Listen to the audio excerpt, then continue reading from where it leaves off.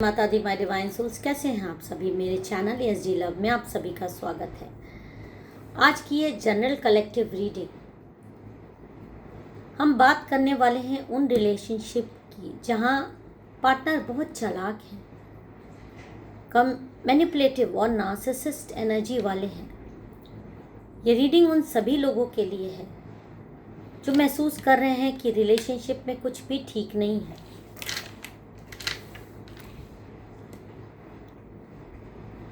आपके पार्टनर शायद प्यार का नाटक करते हैं, आपको ऐसा लगता है। अंदर ही अंदर गेम खेलते हैं। मेन फीमेल कोई भी हो सकते हैं।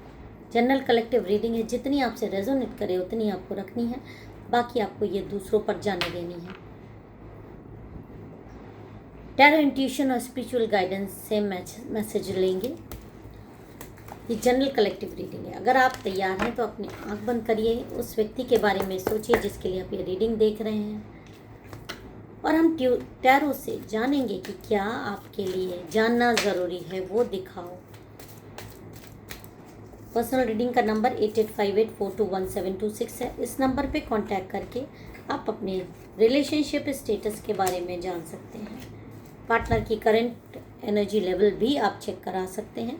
रिलेशनशिप की करंट सिचुएशन आप चेक करा सकते हैं। तो चलिए, जो रीडिंग आ रहा है, बहुत सारे लोग इस समय बहुत सारी अजीब सी एनर्जी में फंसे हुए दिख रहे हैं मुझे। पार्टनर आपको बहुत बाहर से बहुत, भले ही आपके पार्टनर आकर्षक हो सकते हैं, स्मार्ट हो सकते हैं, केयरिंग हो सकते हैं, लेकिन अंदर से वो बहुत कंट्रोलिंग पावर वाले हैं। पास्ट की एनर्जी भी यही आ रही है, नेचर ही है। आपके पार्टनर में एडिक्शंस वाली एनर्जी दिख रही है,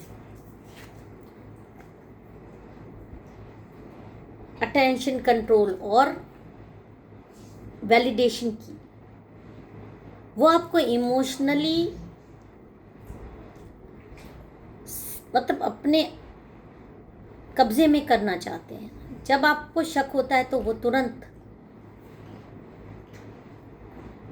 अजीब सी बातें करना, ट्रस्ट इश्यूज बता देना, मेंटली प्रॉब्लम बता देना।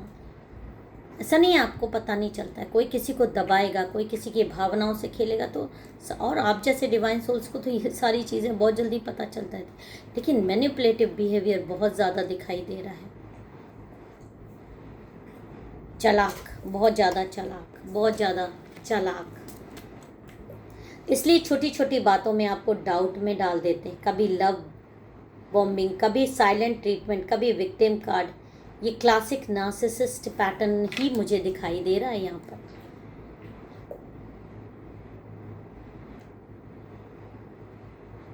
कुछ ऐसी चीज़ें भी सामने आ रही हैं जो आपके पीठ पीछे हो रही हैं, आपको बिना बताए हो रही हैं।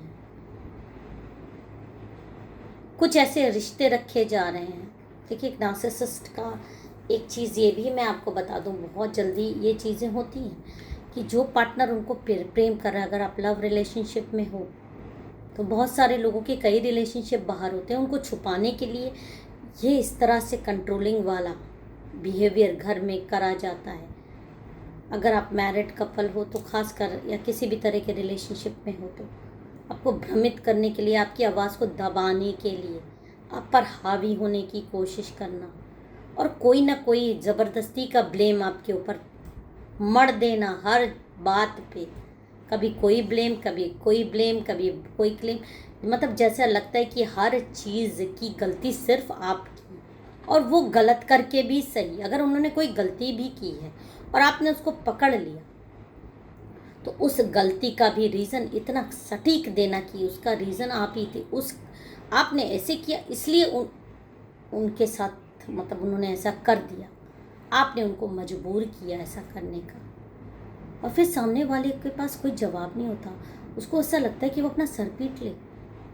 मतलब गलती आपने की अपनी वजह से, और आज आप उस गलती का रीज़न भी अपने पार्टनर को बना दे रहे हो। यही आपके पार्टनर की आदत है। तब हर तरीके से अपने आप को बचा के ले जाना, और अगर पकड़ लेना तो उसको फिर आप अगर पकड़ लेते हो मैसेजेस के थ्रू या उनकी गलती, उनकी चोरी, तो हर चीज़ का जवाब एकदम सटीक दे देना, आपको निशब्द कर देना। और अगर तर्क करना, अगर आप तर्क दोगे तो फिर आपको दबा देना, वायलेंस जैसी चीज़ें, एब्यूसिव लैंग्वेज यूज़ करना आपके लिए, ये सब गलत बात होती है, ऐसा नहीं करना चाहिए। ये पार्टनरशिप का मतलब एक टॉक्सिक पार्टनरशिप दिखाता है यहाँ पर।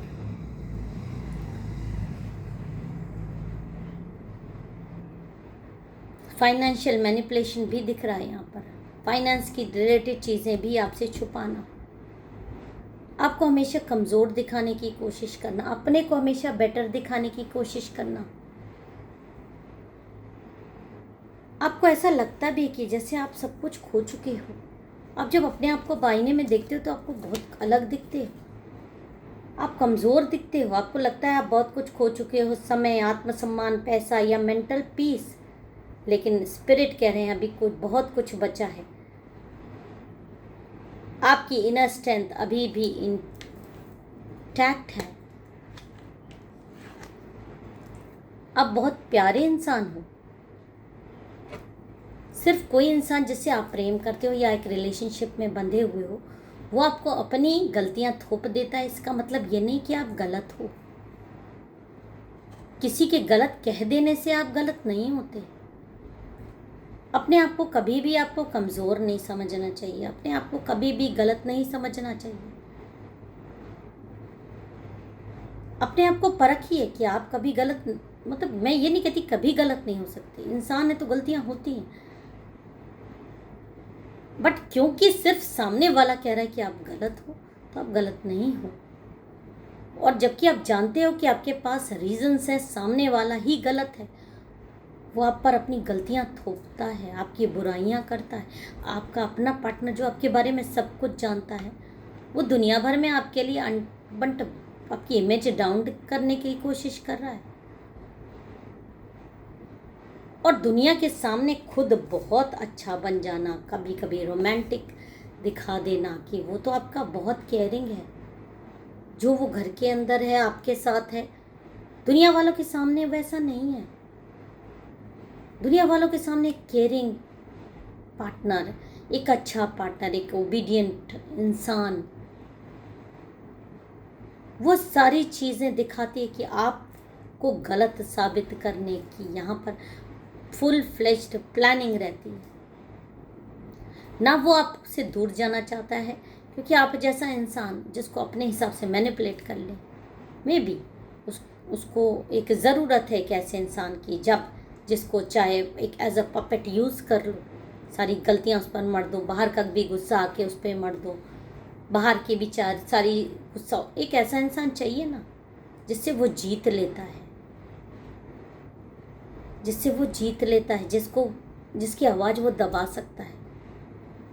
ये गेम चलता रहता है मन में, आपकी आवाज़ दबाने की कोशिश होती है। और यहाँ पर सबसे जो मुझे दिखाई दे रहा है, देखिए अगर नार्सिसिस्ट पार्टनर आपका होगा तो हर बात को आपकी तरफ घुमा देना, हर ब्लेम को, कभी भी आपको सॉरी नहीं बोलना, जेन्युइनली। झूठी सॉरी अलग होती है, जेन्युइनली सॉरी ये होती है कि फिर वो काम गलत नहीं करना। Sorry means sorry. आपके अचीवमेंट्स को डाउन प्ले करना,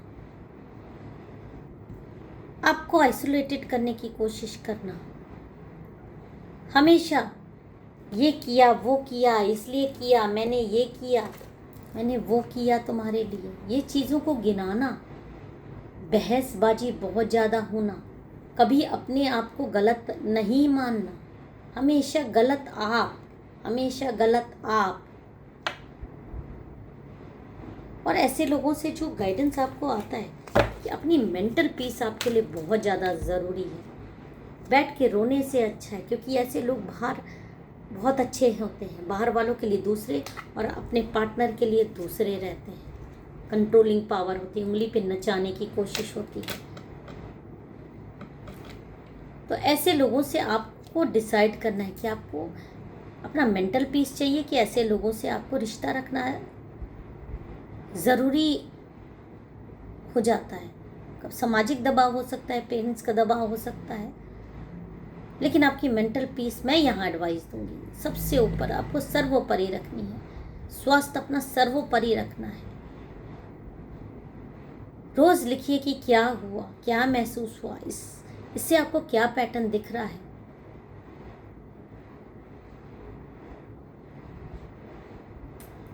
जहाँ पर आपको लगता है कि अगर आप इस रिश्ते में आपकी मजबूरी है रहना, तो रिस्पॉन्सेस मत दीजिए, उम्मीद करना छोड़ दीजिए। और आप ये जानिए कि आपके इमोशन से खेला जा रहा है। आपके अंदर के जो एक हर किसी के दिल में अंदर एक बच्चा होता है, उस इनर चाइल्ड को किल कर देना, आपकी खुशियों को दबा देना,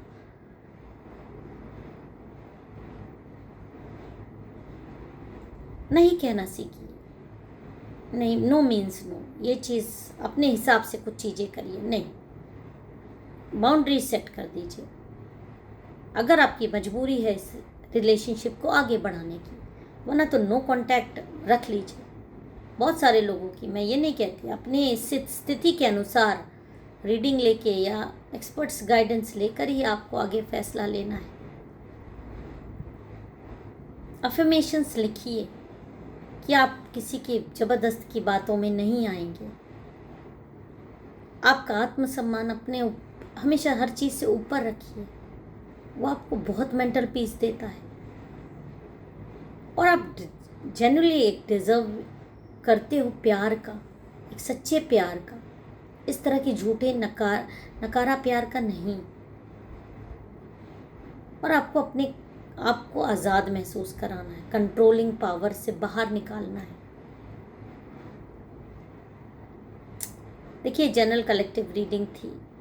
ये जर्नी पेनफुल है, लेकिन ये आपको हाईएस्ट सेल्फ की तरफ भी ले जा रही है। सेल्फ लव, बाउंड्रीज और रियल लव क्या होता है, इसमें आपको अंतर पता चल रहा है। तो अगर ये रीडिंग आपसे रेजोनेट कर रही है, तो ज़रूर मुझे कमेंट में बताइएगा कि आपके पार्टनर भी इसी तरह से हैं, और अब आप मेरी एडवाइस पर काम करेंगी या करेंगे। फिर मिलेंगे एक नए संदेश के साथ। तब तक अपना बेहद ख्याल रखिए। आप बहुत इम्पोर्टेंट हो। जय माता दी, हर हर महादेव।